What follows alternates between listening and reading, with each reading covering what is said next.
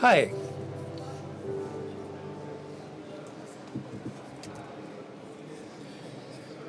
Right. You can hear me now? Great. I'm glad that you've all come. I have 1 hour. I have way too many slides. I had to throw some of them out. Way too many things to talk about, but only 1 hour of time. So it's not that I forgot about issues. I had to leave them out. Maybe I've forgotten about a few others too, but I have to focus on a few things. Now, I could talk half an hour or rant about the fact that we have a failed digital policy of this traffic light coalition, the red, green, yellow, or Social Democrat, green, liberal coalition. So many announcements have just turned out to be empty bubbles, and they have popped. And the planlessness that we have in digital politics and the lack of coordination means that aims, targets are not being reached. But you can just refer back to my talk from last year about that. I said most of the things then, and sadly things haven't become much better. We have 3 digital ministers, but what's missing are digitally competent people that actually show us the way. Digital issues are everywhere, but they're always understaffed in each ministry, and there is no single person who's really responsible in any of the ministries, so no one is. You just deal with other things. We need more cooperative governing. We need less silo thinking, fewer trenches between the 3 parties in the government or in the ministries, and probably a well-equipped digital ministry would make sense with a balancing budget of several billions, not just as an addendum to the traffic budget, traffic ministry. But probably a digital ministry won't make much sense if there is no competence. Otherwise, it's just going to be a lot of PR. These have been our previous digital ministers, and we know as Germans who we are talking about. Now, if we see this as on the same scale as the finance crisis or the capital market crisis, then we see the power it has, and it should be a task that is not just seen as something cutting across all issues, but a core issue. And maybe in 5 years we'll see some progress. Not everything is going badly. In the last digital summit, the German government actually managed to invite civil society in time and involve them somehow. After the disaster of the digital summit before last, which took place in this space, but no one was there. Civil society hadn't been invited. At least this was a tacit new beginning. One example about the cooperation in the last few years, the Liberals wanted to have a quick freeze instead of data retention. The Social Democrats wanted a cap on apartment rents. This was announced, and it has been holding for a few months now. No idea what will become of the cap on rents, but data retention is again being called for. Also, when it comes to fiber to the home, if you read the small print at the bottom of this chart, these 28% in Germany, that's the data of the Federal Network Agency, but the OECD estimate is at around 10% for Germany. So according to the OECD, we are at the 3rd from the bottom. According to the Federal Network Agency, we're at 28%, we're somewhat better. So where does the difference come from? Well, I think they mean that there is some kind of fiber near the home, but not actually in the home. And this is how it looks. The telecom website tells me that, sadly, in your location, the fiber extension is not being planned. I cannot buy a fiber connecting tariff. One house further on, it is possible, but not in my place. So I am part of the 28% in theory, but in practice, I am outside those 10%. Beautiful, brave new world. There is the right to internet now, or the right to broadband internet. You know all this, 10 megabit per second download, and another figure for upload. But there are way too many people that would be glad to have such kind of speed, but they can't get it. So a suggested right to broadband, but they get, well, something And the German government is trying to just sneak out of this obligation somehow and say, well, Elon Musk will have to provide for it. There are a few problems there. This is about 500 euros connection fee and a large cost per month as well. And the right to broadband actually was envisaging lower costs, and there's just a hope that Elon Musk will lower the prices there. We don't know. It would be good if everyone was hoping for Elon Musk and internet by satellite. Sounds all nice and sensible. But look forward to the nights in the future if through all these satellites that Elon Musk and others, Amazon, have sent up there, you cannot watch the skies anymore. The sad news, someone died. The dog behind the Doge meme has died. The actual dog. Sad news this week. Gamergate was 10 years ago, and that debate showed us, even if many didn't realize it, what was lying ahead. For the right-wing people, it was a fantastic playing ground to find, experiment in new tactics and collect new followers. And there are lines from Gamergate to the present through Trump and the right extremist AfD in Germany that have to lead to strategies against the right. And this was also where education for online communication was massively tried out, and the consequences have been felt on the island of Sylt, where right-wing people were shouting slogans at a party.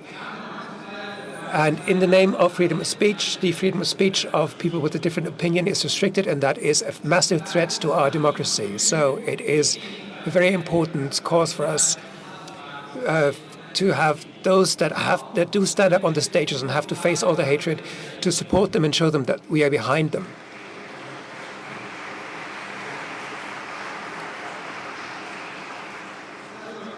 That's just two of various talks about the issue here on the screen behind me, and that's why things like hate aid are important, so these people are receiving support and are not left out in the rain. And we need a better fundamental law to protect people from violence and online violence. And the issue has to be taken more seriously, because words turn into deeds. We have seen this. The best-known conspiracy ideologue has sadly destroyed Twitter. And the rules that we have, the Digital Services Act and the Digital Markets Act, were necessary to regulate things that didn't work in self-regulation, but that led to nice selfies at least. The Digital Services Act is finally being enforced, and that is a chance for civil society to get involved, because our efforts, our capabilities for monitoring, for observing can be used, and we can actually put our criticisms across so that they are being heard in the implementation. But if our role as civil society is being talked about, we have to talk about money too. Because enforcing the DSA through civil society is resource intensive. It has to be financed in a sustainable and independent way, and we need solutions for that. For example, a fund where the EU commissions and member states pay, and which is then distributed. And the same goes for trusted flagging. Those that monitor disinformation and evaluate it have to be funded. And then there is the Digital Markets Act next to the Digital Services Act, and the DMA is also slowly being enforced. And the thing is, to break large companies apart that have formed monopolies must remain an option that is sometimes should be used as well.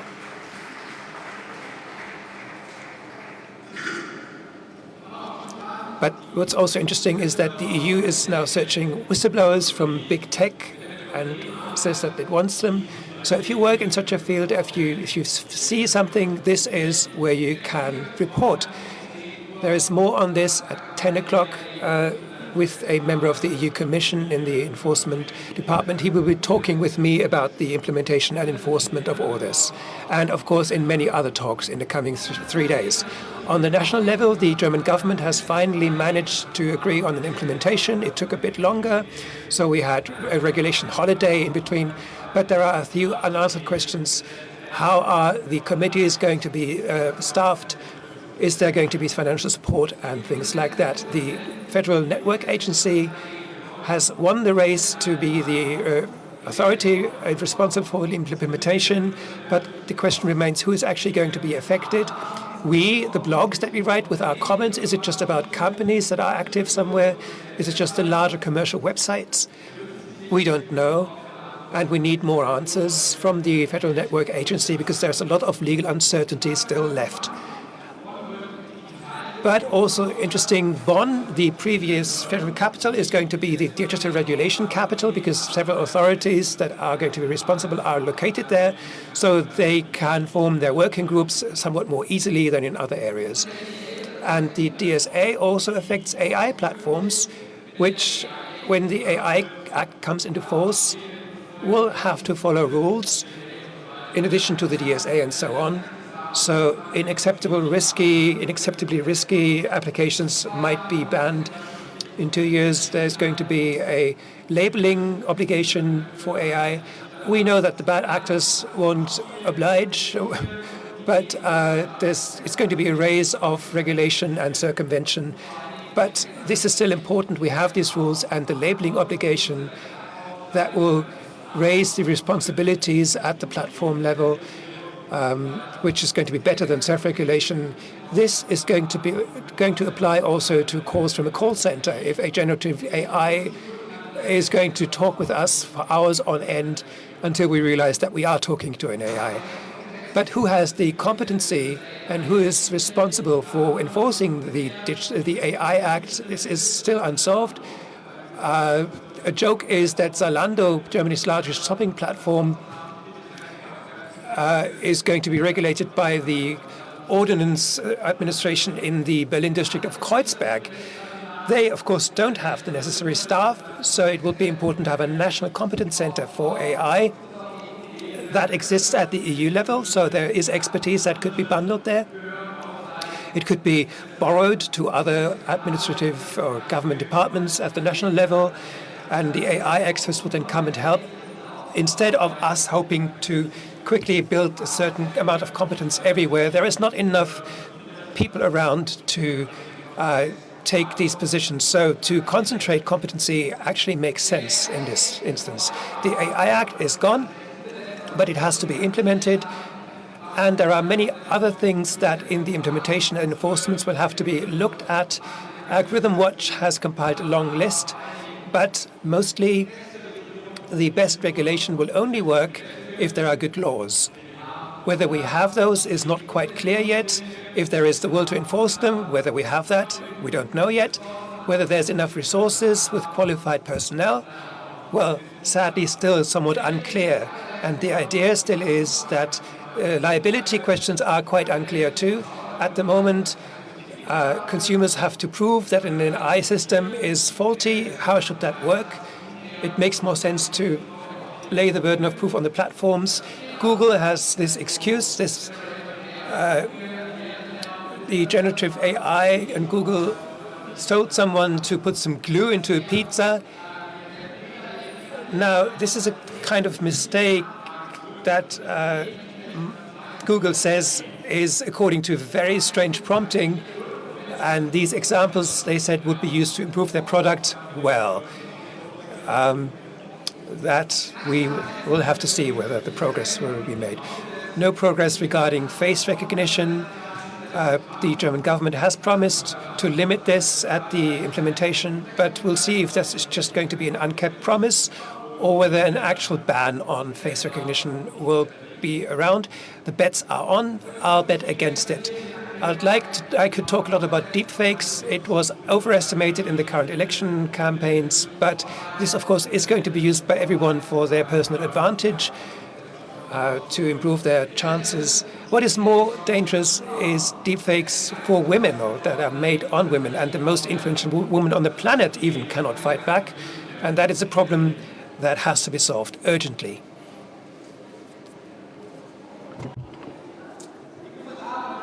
The US wants to forbid TikTok, or maybe they did. Well, they would like to buy it, maybe quite cheaply. Otherwise, they'll prohibit it. There's two lines of arguments, and both of them I can easily understand. One, sort of connection data provides Chinese people, and especially the government, very good info on who's talking to whom? Well, now we know that if we use a U.S. platform, then there's American security services that have this data and might be using it against us. And the second reason is that it might be unclear if we can use TikTok, if China can use TikTok to manipulate our information, our opinion. Now, in my opinion, the logical thing would be to regulate. But what we're seeing is that the U.S. Big tech companies are really making sure that there isn't any comprehensive regulation that would also affect them. So they're trying to place the TikTok prohibition in its own context. At the EU level, there's also a couple of things to think of how we can ban TikTok. But obviously the EU Parliament can't just implement a new law to sort of ban TikTok. We have a couple of examples. In Germany, we have the Russia Today case that where after Russia attacked Ukraine, we decided to censor the content of Russia Today, which is a propagandist Russian outlet. So we have this case, but what happens if China attacks Taiwan and suddenly uses this kind of uses TikTok to propagate its own message? But so that's one case. But what happens if the Digital Services Act isn't really implemented? What happens if TikTok decides, well, I won't be actually changing this? If TikTok is unwilling to follow this Digital Services Act, then of course the EU also has the option of prohibiting TikTok. But this will be a very long, lawful way. Currently, there's also a lot of attention to this topic because the AfD, the far-right German party, is really very active on TikTok and the most successful party on TikTok currently. I'm not sure if we are actually thinking this through. The party is actually part of all of the parliaments. It's getting money from taxes, and it's using this money not necessarily for parliamentarian work, but instead for networking in social networks. And because AfD doesn't really care that much about sort of what it's achieving, it is actually able to make it work. So instead of thinking about how to do parliamentary work, the AfD is suddenly using talks in parliament to actually take a video of them and put them on TikTok. Now, what we need to consider is what does that mean for us, for parliaments? We don't necessarily debate with each other, but instead we're debating for TikTok. This is a great new world of sort of parliaments. Now, what we're seeing now is that AfD is actually losing followers.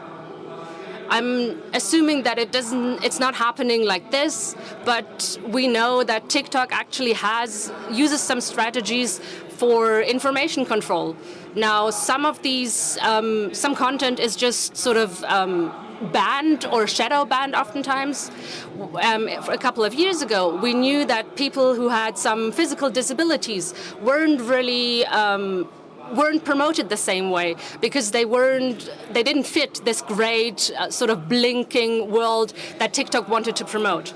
Now we can maybe assume that maybe AfD is also shadow banned to some degree because the AfD wants to really show its willingness. Because TikTok really wants to show its willingness to work together with the people that are sort of operating and that are enforcing a lot of these laws. Now, this should really give us pause because we actually need democratic oversight over these things. So TikTok isn't able to just change this kind of public discourse without us even knowing about it.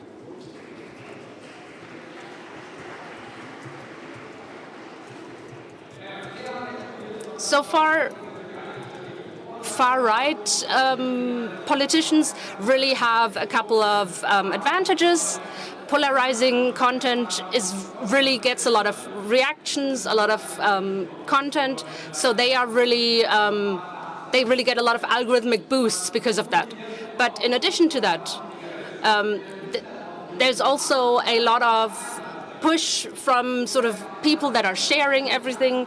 So especially if information like so it doesn't necessarily help when people like Maximilian Krah might be shadow banned, but there's still a lot of people who are just sharing everything that they can see, and all they care about is sort of getting reach. So looking only at the big accounts doesn't really help. Now, what we are seeing is that AfD is actually really motivated, but not necessarily to do a lot of great work within parliament, but instead to sort of copy the strategy of RFD. So what we should be thinking about is, do we actually want other parties who are more interested in that to try to copy AfD's strategy? Now, what we're seeing with chat control is that member states can't really make a decision. What we want to know, what chat control is about, is should we actually, should encrypted content have to be shared? Should encrypted content be investigated so that within these kind of videos you can actually see maybe child pornography? But actually, this is a lot of work. But so there's actually a lot of other things you could do if you wanted to sort of fight against this kind of child porn or teenage porn, because it would be quite. And building up this mechanism means that it is really easy to look for all sorts of different content. So suddenly we could also look for different democratic organizers. Lots of different content could be seen. So what some countries are planning on doing is, instead of having necessarily like a regulation, is to maybe hide it in their terms of service. Or maybe we want some services to introduce this first, which sounds like a great idea. Now, this kind of total control can really be built on a lot of this data from online advertising, and this data is really shared and often sold to our security services, who get a lot of better access to us and our online behavior via buying this data without than they could get through their own work. And in the US, this is actually more regulated than in Germany, in Europe, where security services definitely don't want to talk about this. Now, if you just click accept because you don't want to check these kind of cookie banners, because you want to buy these tickets, then 600 partners could get data from you, could now know that you just bought this ticket. Now, you can evade this, but this is really very inconvenient. It's a lot of work. And this really shows that what we need is more regulation for advertisement. We need antitrust regulation against Google and Meta, which is Facebook's owner, who really have both sides of the transaction and build a moat around that. We need the kind of regulations against these kind of big tech companies, against these ad tech companies that are using this data to really get money. And we need a privacy law that should have been should have come at the same time as the GDPR, General Data Protection Regulation. But the German implementation of the GDPR has been a couple of years old. This is where a lot of these cookie problems are actually coming from. We would need to replace this, to renew this, and in addition to that, we would need an advertising act at the EU level to sort of forbid these kind of addictive patterns, to explain what kind of business models are allowed and which one aren't. Now, it would have almost landed in the Digital Services Act, but the conservative majority actually sort of managed to get it excluded. And what we need is the creation of a public digital infrastructure regarding identity management. It sounds a bit boring, but this is actually where a very important part of the operating system of the digital society is going to be built. So let's have a look at the architecture. At least at the national level, there's a competition of ideas. There's this open source wallet. But the important thing is how privacy-friendly the result will be, because this kind of identity management with a wallet is what we will use to identify against with everyone that wants to see our identity. As soon as this identity infrastructure is going to be in place, many people will want to use it, because at the moment identification isn't very secure. And we are going to be nudged to leave this information everywhere. It sounds boring, but it will meet us everywhere, if it's visiting a doctor, buying a public transport ticket, e-government. So all kinds of companies will want more of our data and all our identities, and make even more money with our data if they know who we are. So we should ask ourselves, what does this do with us as a society if this kind of identity is with us and we can use it everywhere? Just think about this for a moment. Talk with others. And how can we manage to create a right for an analog life if we all everywhere have to identify ourselves digitally? And this talk by Thomas Lohninger and Paul Keller on day 3 will deal with that. And this kind of identity management might solve problems that many parents have when they try to set screen times for their children. This works with all manufacturers these days, but it's going to be complex if people have more than one device from more than one maker. So if they have an old iPad and maybe a notebook, it becomes an unsolvable question, at least then. But maybe with the ID thing, it might be solved. And that leads us to youth protection. There is an interstate treaty in Germany between the federal states that is going to be reformed. Remember, it should have been reformed in 2010. That then failed because of the censorship debate and because of ideas that were just in collision, incompatible with reality. And since then, we have rules that are not matched to reality, and this is going to be reformed. And the core, again, is youth protection in the media. It's about labeling offerings. And if that's going to work, we don't know yet. They want to prevent children to reach obvious pornography offerings. But the thing is, we have no working systems without risks and side effects.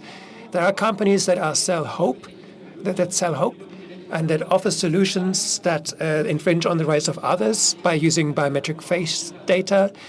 And we don't know if those data are going to be secured and what is going to happen with them. And that all collides with our basic right to anonymity. Companies will want to identify us and then market the records about our online behavior, the problem we were talking about earlier.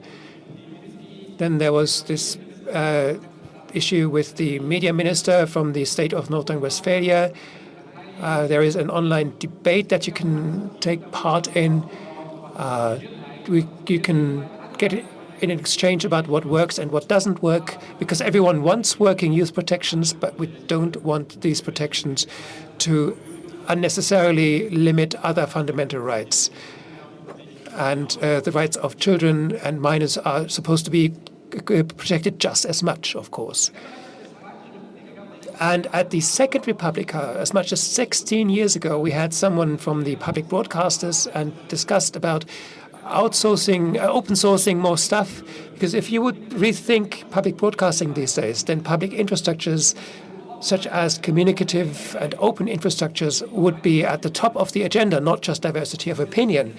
So we are quite happy that public broadcasters now at least understand their media archives as an ecosystem that they want to open up. And that is what should have been done many years ago. And that is worth a bit of an applause, actually, that the public broadcasters finally have got to the right idea. In addition, the public broadcaster ZDF is running a prototype about a more constructive dialogue culture together with 3 other partners from Canada, Switzerland, and Belgium. And the new Public Institute by Eli Pariser, and at 4:15 on stage 2, there's going to be a panel on that, where this is going to be presented. It's going to be in English, says this interpreter. That shouldn't be enough. We shouldn't be content with that. It's just a start, and it should be thought bigger how we have an infrastructure oriented on the common good and how we can finance that, not just small pilots in the year 2024 that are completely dependent of large commercial companies, or we have become dependent on these right now. So we need these larger alternatives. We need a broad financing of public digital infrastructures oriented on a common good, including content moderation. Because the infrastructure is not just the one thing. Who moderates them these days? Who can steer constructive debate, co-moderate them? That is going to be the question that is going to create the most cost. And we need new ways of financing that. We need public digital commons everywhere.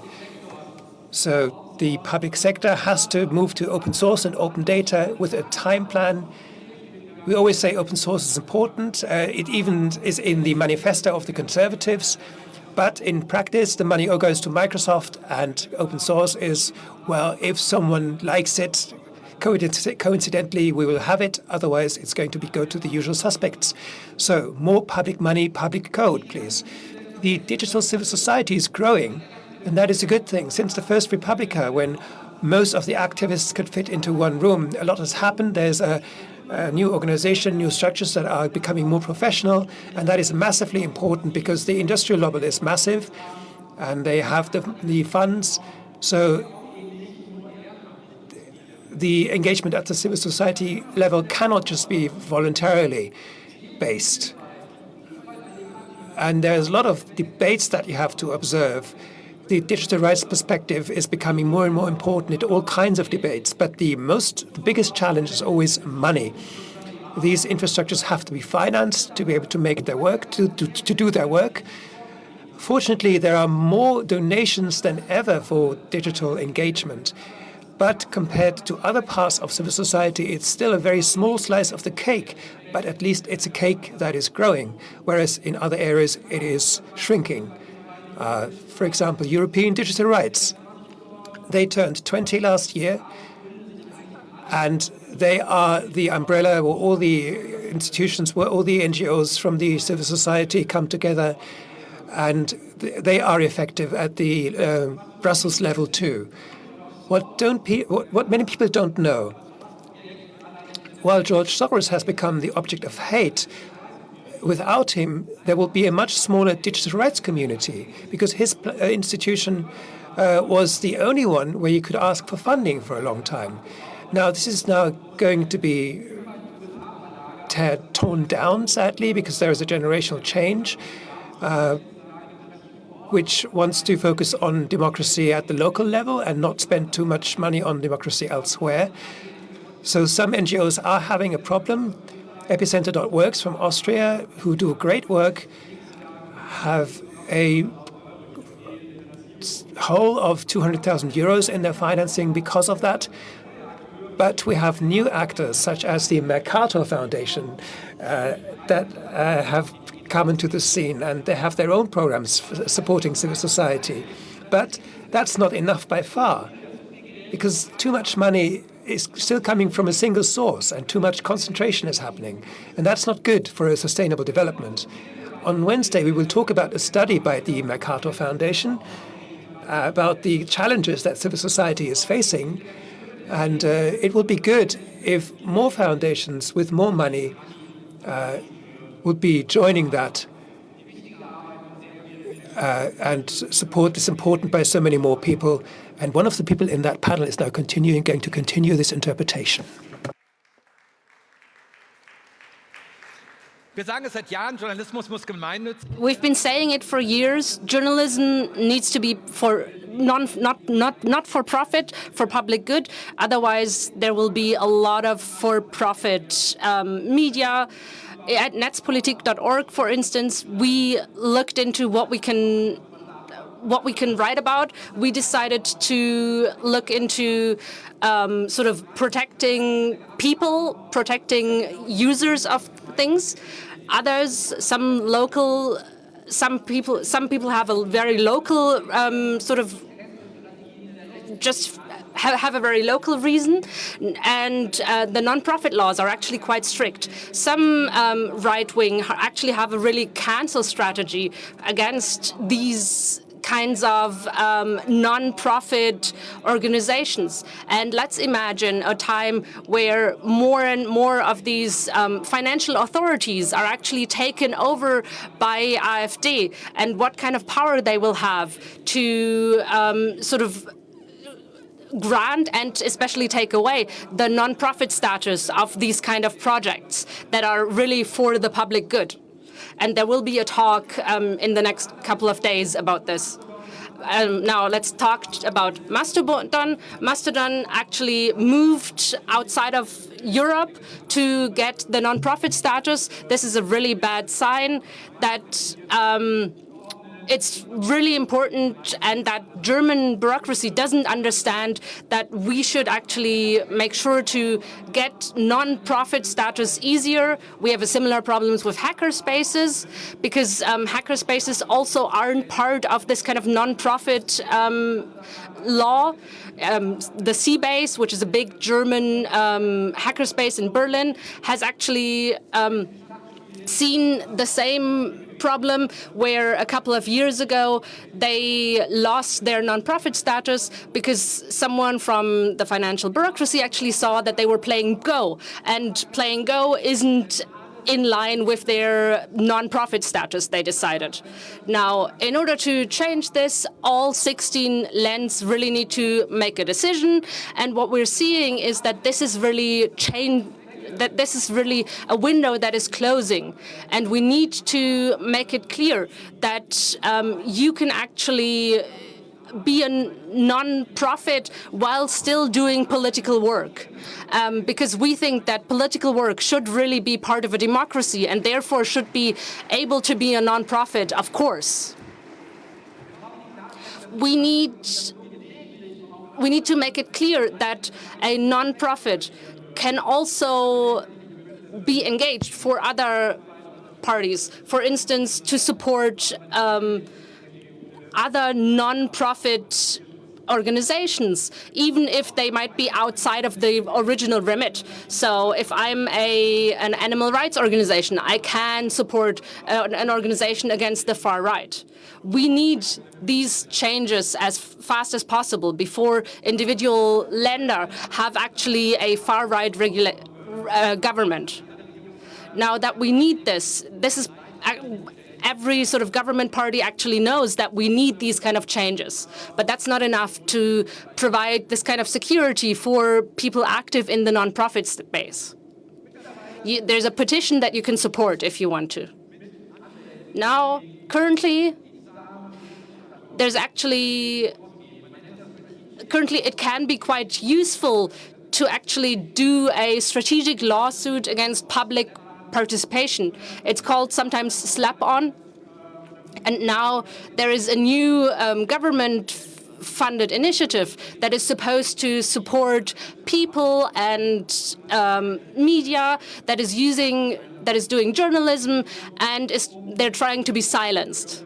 This is a really good step to make sure that we still keep independent media.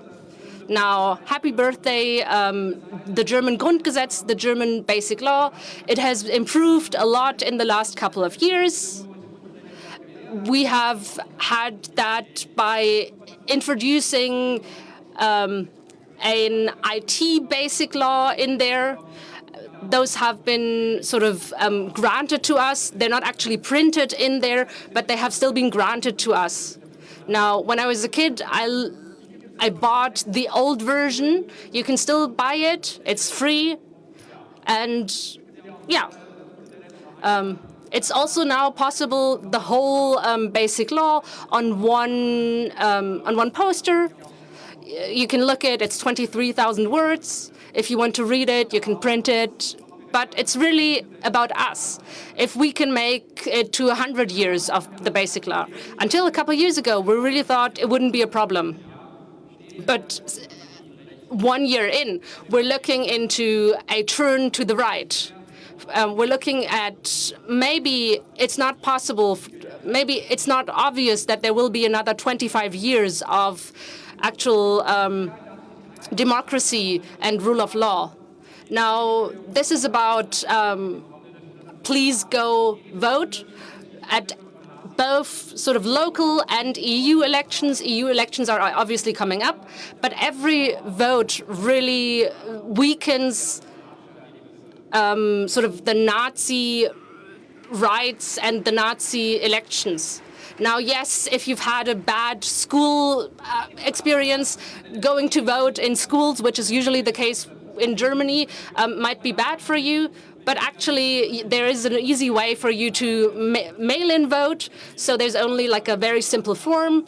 Do that, and very easily you will be able to vote by mail.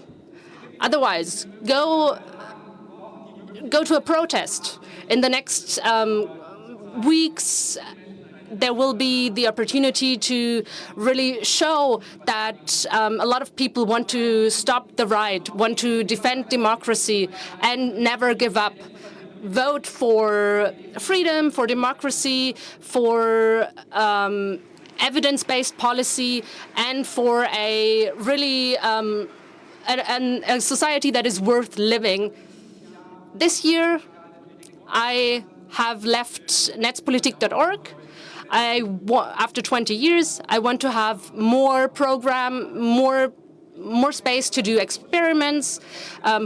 For instance, this year I did more on the program of Republica. This is obviously a lot of work, but what we actually need now is new partnerships, new alliances. We need to build more bridges into the analog society. We need to show what we're about in a better way to reach more people, and these are all the things that I'm looking into. With a new institute that we call the Future Festival, we're building a new festival that is going to be happening in Bonn between October 3rd and October 5th, which is my hometown. In addition, I also blog and newsletter on digital Politik. Hopefully, I'll have more time to do that in the future. So let's continue to have this kind of societal dialogue. Let's make sure that internet is still possible. Let's have fun and enjoy your Republika.